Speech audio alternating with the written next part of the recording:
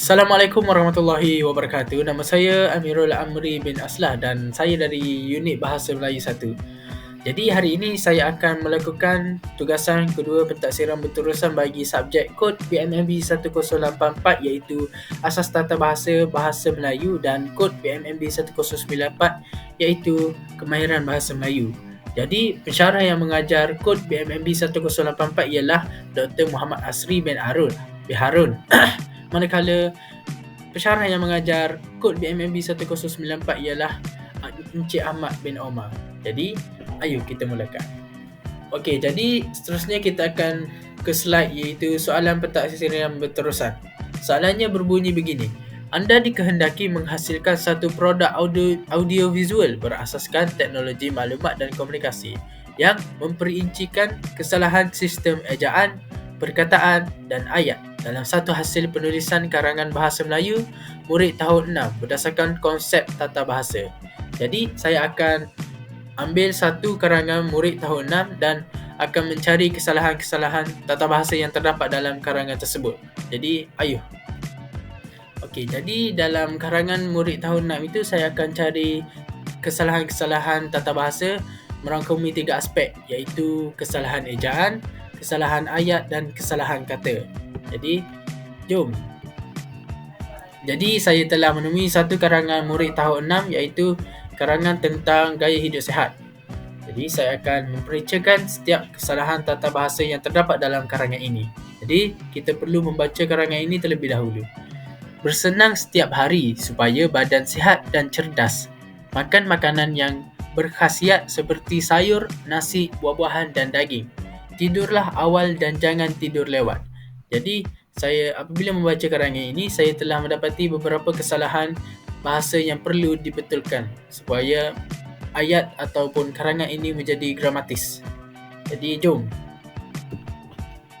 Okey, jadi saya akan memperincikan setiap kesalahan-kesalahan bahasa yang terdapat dalam karangan ini. Kita mulakan dengan ayat yang pertama. Okey, ayat yang pertama, bersenang setiap hari supaya badan sihat dan cerdas. Itu ayat yang pertama. Jadi, kesalahan yang pertama dalam ayat ini ialah ayat ini tidak mempunyai subjek. Okey, kesalahan yang kedua pula ialah murid ini telah menggunakan perkataan bersenang. Perkataan bersenang dengan bersenam membawa maksud yang berbeza. Jadi, perkataan yang betul bagi perkataan ini ialah bersenam. ber, s-i-s-n-a-m, bersenam. Okey. Kesalahan yang ketiga pula ialah ayat ini tidak mempunyai titik. Ayat ini tidak mempunyai tanda titik. Okey. Jadi, ayat yang betul ialah kita hendaklah bersenam setiap kali supaya badan sihat dan cerdas, titik. Itu menunjukkan ayat yang lengkap. Okey, jadi kita bergerak ke ayat yang kedua. Makan makanan yang berkhasiat seperti sayur, nasi, buah-buahan dan daging. Okey. Ayat yang kedua ini seperti ayat yang pertama, ia tidak mempunyai subjek. Jadi kita perlu menambahkan subjek ke dalam ayat supaya ayat itu menjadi gramatis. Okey, kesalahan yang kedua dalam ayat yang kedua pula ialah pelajar ini telah salah eja berkhasiat. Beliau telah eja ber, k-a-k-s-i-a-t, berkhasiat. Itu ejaan yang salah. Jadi ejaan yang betul ialah ber, k-h-a-k-s-i-a-t, berkhasiat. Okey, kesalahan yang ketiga pula ialah murid ini terlupa meletakkan tanda koma di antara sayur, nasi dan buah-buahan. Ayat ini perlu meletakkan tanda koma kerana ia merupakan satu contoh. Jadi, jika ingin membetulkan ayat ini, kita perlu meletakkan koma di antara perkataan-perkataan tersebut. Sebagai contoh, seperti sayur, nasi, buah-buahan dan daging. Jadi, kesalahan yang terakhir dalam ayat yang kedua ialah pelajar ini atau murid ini terlupa meletakkan tanda titik. Okey. Jadi, ayat yang betul bagi ayat yang kedua ialah kita hendaklah makan makanan yang berkhasiat seperti sayur, nasi, buah-buahan dan daging, titik. Itu menunjukkan ayat kedua yang telah diperbaiki. Okey. Ayat yang terakhir. Tidurlah awal dan jangan tidur lewat. Jadi, seperti ayat-ayat lain juga, murid ini terlupa meletakkan subjek di hadapan ayat. Jadi kita perlu meletakkan subjek di hadapan ayat yang terdiri daripada kata nama. Sebagai contoh, kita hendaklah tidur awal. Okey. Seperti ayat-ayat lain juga, murid ini terlupa meletakkan tanda titik di perakhiran ayat.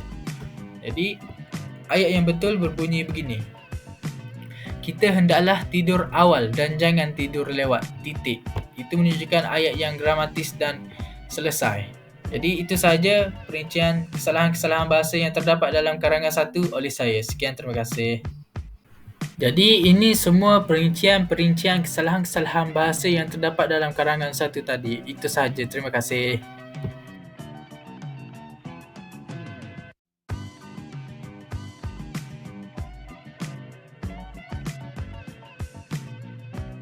Okey, jadi saya telah menemui satu lagi karangan murid tahun 6 yang mengisahkan tentang perkelahan sebuah keluarga di dalam hutan. Jadi, saya akan baca terlebih dahulu. Makcik Maznah menolong Makcik Rosmah mengangkat kayu yang berat. Yuni juga tolong menyiram pokok kecil. Hani juga menolong ibu menyidai baju. Yuni juga memasak lauk kari Makcik Zatin. Makcik Zain. Jadi, saya akan mencari masalah-masalah ataupun kesalahan-kesalahan bahasa yang terdapat dalam karangan ini. Jadi, jom. Okey, jadi ayo bersama saya kita membetulkan kesalahan-kesalahan bahasa yang terdapat dalam karangan kedua ini. Okey, kita mulakan dengan ayat yang pertama. Makcik Maznah menolong Makcik Rosmah mengangkat kayu yang berat. Okey, jadi kita dapat lihat di sini bahawa kesalahan yang pertama dalam ayat ini ialah permulaan ayat. Sebagai contoh, Makcik Maznah. Makcik dieja dengan huruf kecil. Itu merupakan kesalahan ejaan kerana apabila kita hendak memulakan ayat, kita perlu mengeja suatu perkataan itu dengan huruf besar. Okey. Kecuali. Okey, kesalahan yang kedua pula ialah murid ini telah menulis kata nama khas dengan huruf yang kecil.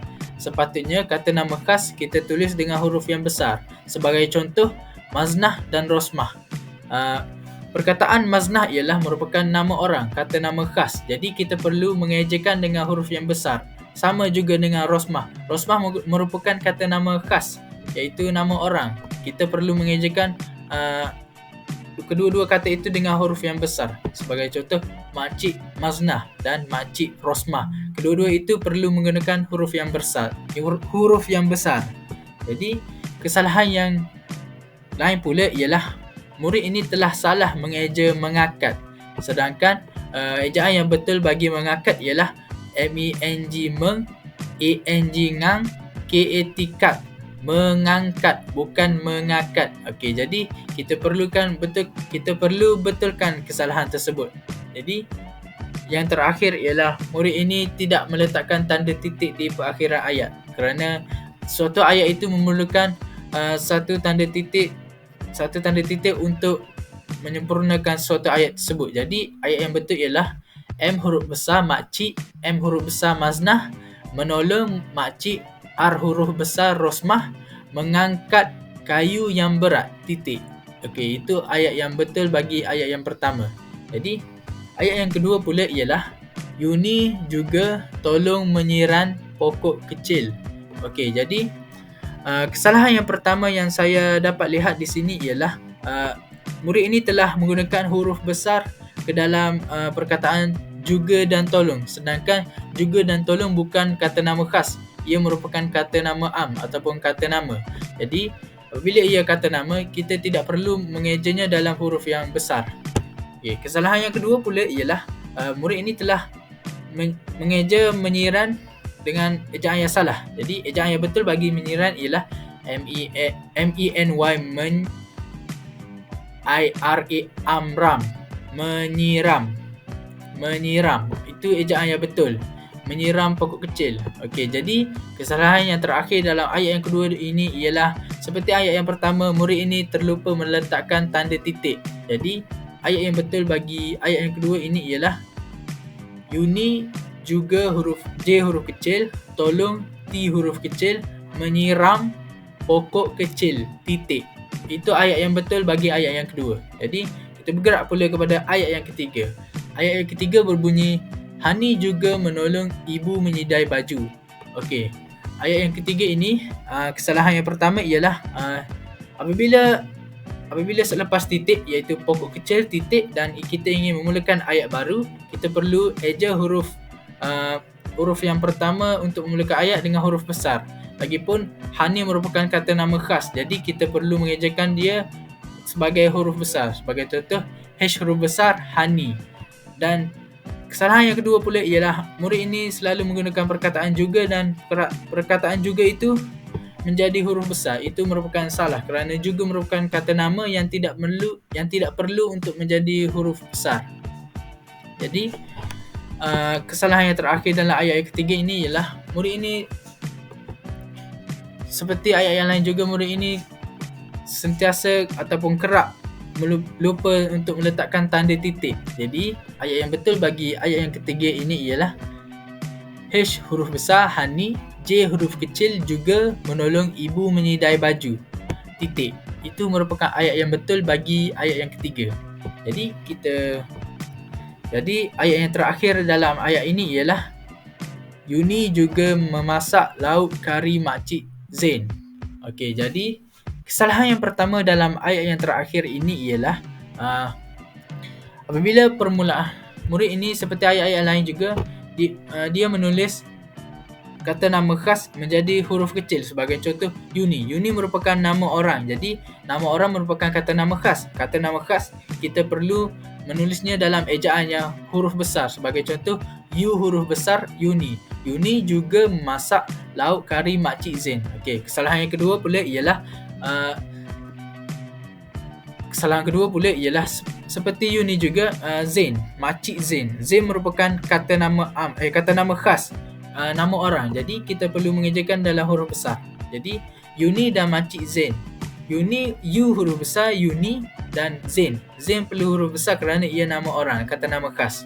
Okey. Jadi kesalahan yang terakhir bagi ayat yang terakhir pula ialah seperti ayat-ayat lain juga, murid ini sering lupa untuk meletakkan tanda titik ke dalam ayat dia. Jadi ayat yang betul bagi ayat yang terakhir ini ialah U huruf besar, Yuni juga memasak lauk kari makcik Z huruf besar, Zain.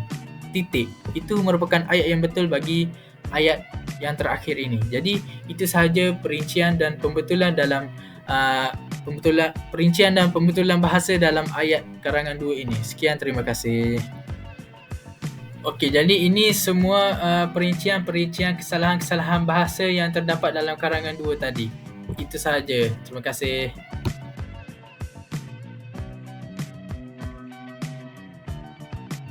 Okey, jadi alhamdulillah saya telah selesai melakukan semua tugasan pentaksiran berterusan yang kedua ini, dan saya juga ingin mengucapkan terima kasih kepada Dr. Muhammad Asri bin Harun dan Encik Ahmad bin Omar kerana telah mengajar saya sehingga saya dapat melakukan video ini dengan baik.